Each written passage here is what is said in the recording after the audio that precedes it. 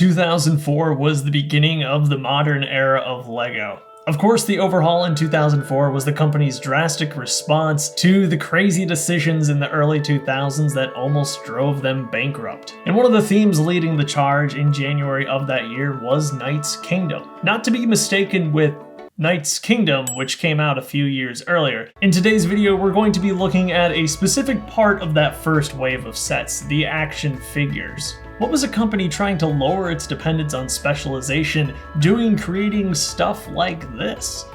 Well, let's take a closer look.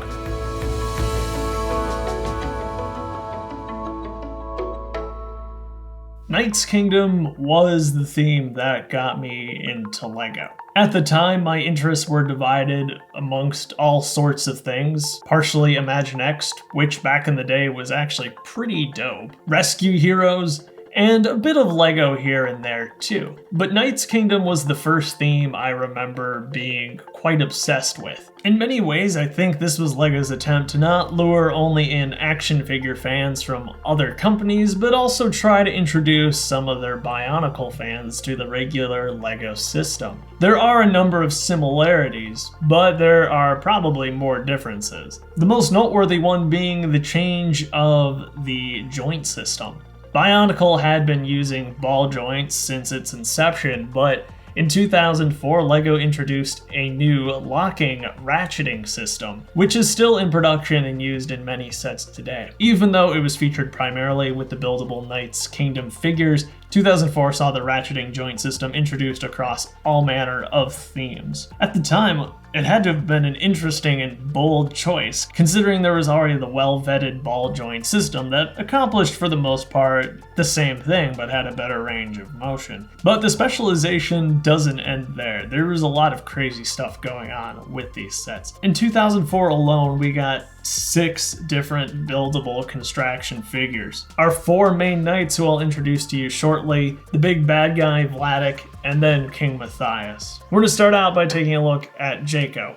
Jayco is the youngest knight of the bunch in the Knight's Kingdom lore. A lot of what you see here is going to be repeated throughout the other figures. The construction for them is basically all the same in terms of the configuration of the joints and such, but their armor does differ ever so slightly. All of the knights underneath their helmets actually have a printed face as well, and they're all plenty unique and memorable. Each of these figures would have come in a canister, much like this one right here. It's interesting to see that Bionicle-like crossover, and it would have made for kind of fun packaging compared to the regular all-blue boxes that they were now putting out on shelves. Inside each of these canisters, too, were 3 trading cards. The artwork for each is fantastic. All in all, there's some 110 of these cards, and each of them features unique artwork. I've linked one of the artist's portfolios down below, and you can kind of get some behind-the-scenes information about the work that he did for Knight's Kingdom, which was extensive. LEGO pooled a lot of resources into the development of this theme. Each card is numbered 1 through 110, of course, and also features some lore and background about the characters. For instance, Jayco trains hard, but when the training is done, he also likes to show off his riding skills, especially when he has an audience to watch him. Jayco is the fastest swordsman in the kingdom. Nobody can match the speed of his movements or the speed of his reactions. Jayco's shield was designed for speed and movement. The shield is decorated with the sign of a hawk. This is the symbol of his homeland in the province of Talonjay. So yeah, it is really cool stuff. And along with the cards, there is a game associated with it. The game, I must confess, is a little dumb, but it works. As a kid, my brother and I never played the game. Perhaps its rules were too complicated for us to understand. We were just far more interested in actually collecting the cards. The idea is that each of the cards can be one of 4 things: helmet, shield, or sword. And much like rock, paper, scissors, one beats the other. And in a challenge, whoever wins that portion of the rock, paper, scissors event gets to choose one of the 4 categories based off one of the 4 main knights. That's speed, agility, strength, or wisdom. And there's a number associated with each. If the challenger's number ends up being higher than the other players, they get to keep their card. The other player has to get rid of their card. You go until somebody loses all their cards. Perhaps there's some sort of strategy where you build up a godly deck, but I'm telling you, some of these cards are insanely overpowered. I mentioned there were 4 symbols. There's one symbol that beats all, and some of those cards are just ridiculous. Perhaps there could have been a little more balancing that went into the game, but regardless, it's better than having nothing at all, and kind of gives purpose to the cards other than to be a collector's item. I have indeed played the game in recent years, and it has proven to be enjoyable if you play with the right people who are willing to accept the ridiculousness of it all. One color of note is this reddish gold, which is relatively rare. His sword actually only shows up in one other set in the same color, and would you look at that, it's right here. Some of the other swords, which are actually all unique molds besides these 2 here, do have reappearances in other themes. The shield here is made of a thick cardstock and very loosely attached. As depicted by the canister, the idea in the duel is that you want to knock off their shield. And I think my greatest frustration, both as a child and as an adult, was how flimsy these shields were. I guess they were supposed to be able to be made. Okay, now it's not actually coming off. But I promise you, these things fall off pretty easily. They also can get bent and scratched up, which can be a little frustrating. We'll see a good example of some scratching very soon, I promise.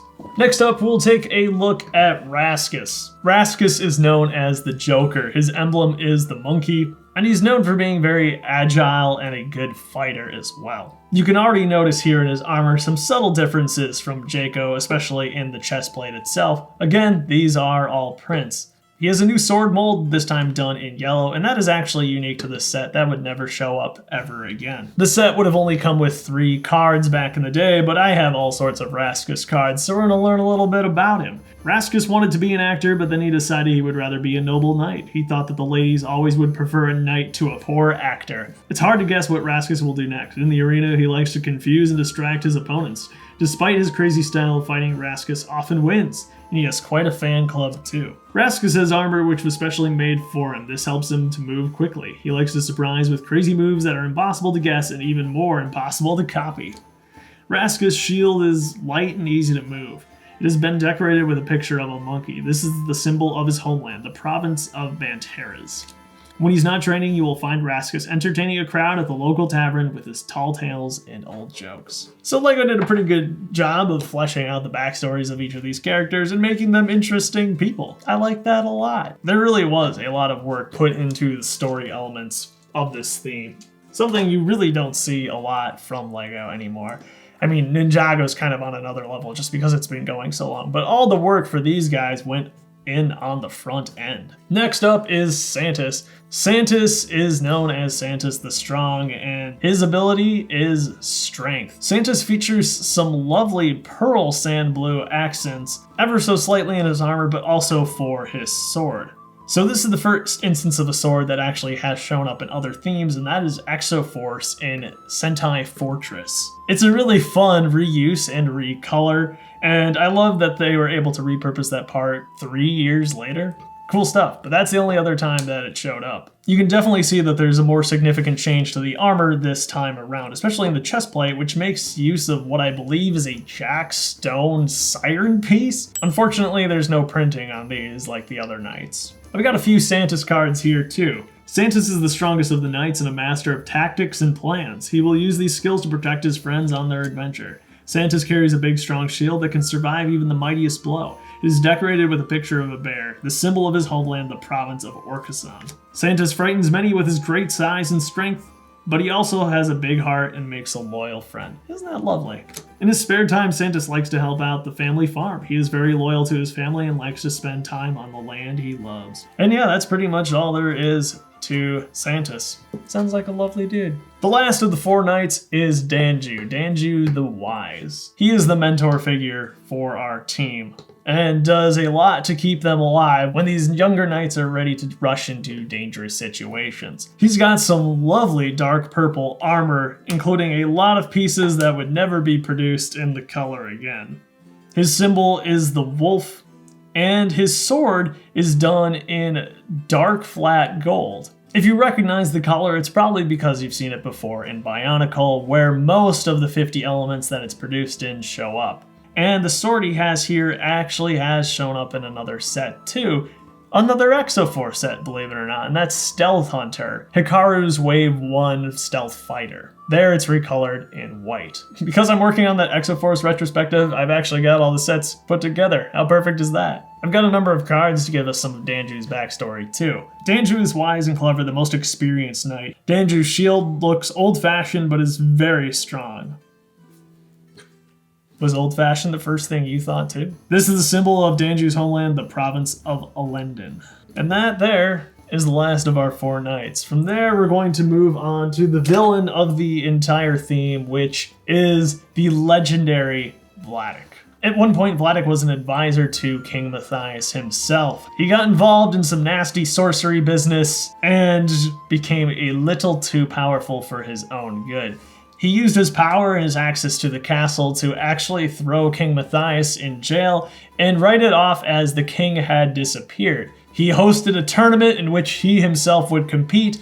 Whoever wins becomes the new king. With his sorcery, he thought he had it in the bag. We'll find out in a future revisiting video that that might not have been the case. Vladic's armor is significantly different from all the other knights, which I really appreciate. He has a lot sharper looking armor, making use of completely different pieces. Everything's far more angled than the rather rounded shapes that the knights gave us. His face is pretty terrifying. I'd be pretty suspicious from the start if this guy was my advisor. His sword also makes another appearance in Exoforce, and that's in Supernova, where it again shows up in red. Pretty cool stuff. His emblem is the scorpion. And trust me guys, I got plenty of Vladek cards. Vladek made his own shield because he did not trust anyone else to do it. His dark shield is decorated with a terrifying picture of a scorpion. Vladek once had such great skill in the arena that people thought he could see opponents' next move before they did, but now he cheats at every chance he gets. Vladek's armor is of his own secret design. It is made of a strange black metal that Vladek discovered in the desolate moorlands. The metal is light in weight and incredibly strong.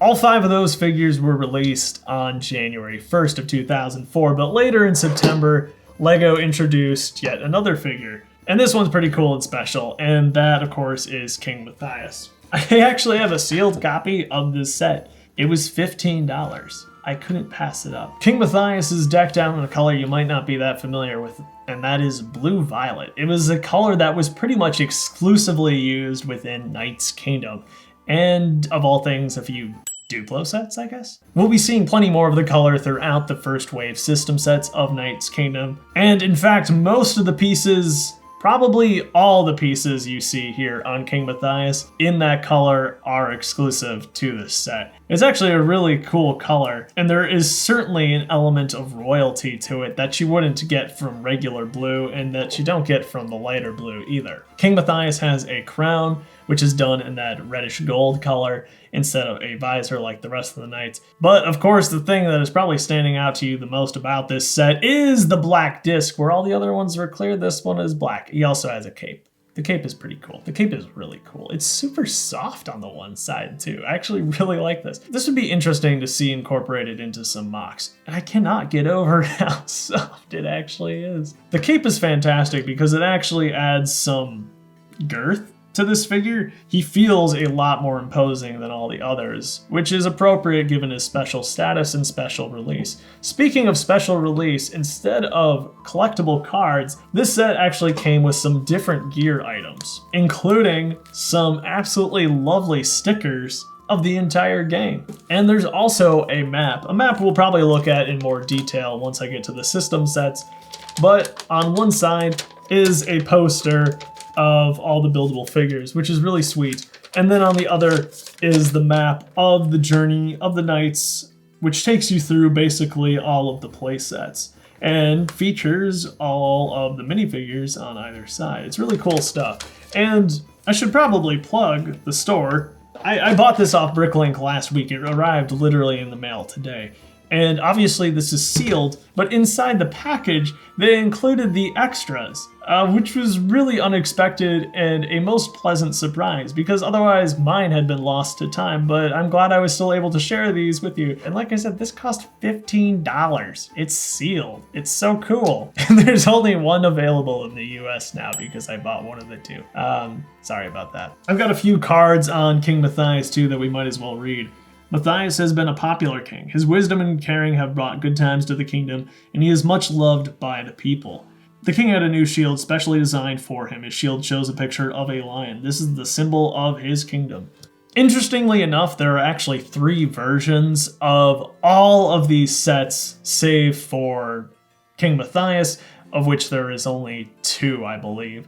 There are 2 US versions, one that includes 3 cards, and a Target exclusive that includes 6 cards. And then there is a European version, which apparently they didn't get cards in Europe. I don't know if that's the case for the playsets too, but they did not get the trading cards in the regular canisters with the knights in Europe. It's hard to see Lego when first looking at these, there's no doubt about it. But because these are some of my earliest memories of Lego, I can't help but feel a little bit fondly toward them, even if their specialization pretty much goes against everything I enjoy about Lego today.